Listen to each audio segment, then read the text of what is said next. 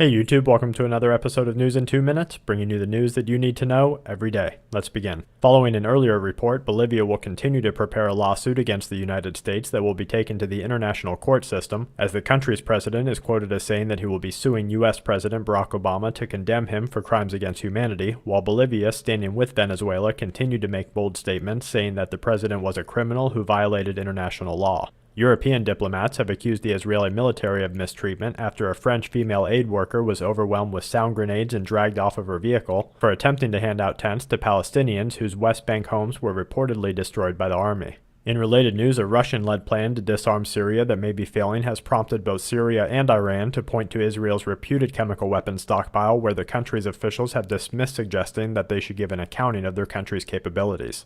Widespread protests in Turkey are continuing as police used tear gas and water cannons to disperse demonstrators on Friday, while the stakes in the country's nationwide discontent are seen as rising as Islamic radicals are being blamed for the rocket attacks that were aimed at a police station earlier this week.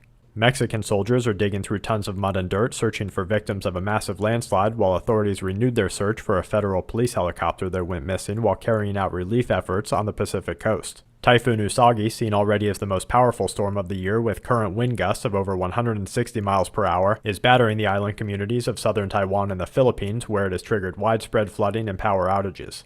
Researchers say that Arctic sea ice may have reached its sixth lowest minimum on record, a worsening trend that scientists say may lead to an increase in extreme weather around the world. Telescope images revealing a brightening Comet Ison are beginning to pour in, with backyard astronomers now able to get long exposure pictures of the giant as it hurls toward the sun. We are still expecting an extreme brightening of Ison as it nears its perihelion, and will look for a large increase in space weather and tectonic activity at the time. And to wrap things up, simultaneous car bombs killed at least 38 at a military camp in Yemen. 4 additional oil spills have been reported in Colorado. The World Health Organization is warning about an increase in MERS cases. Cambodia announced 2 new cases of human bird flu. India's rupee continues to drop on policy rate changes. And a 6.1 in Indonesia as well as a 5.5 in Burma complete today's Quake Watch. And that's it for this episode of News in 2 Minutes. Check back tomorrow for more news that the aware need the most.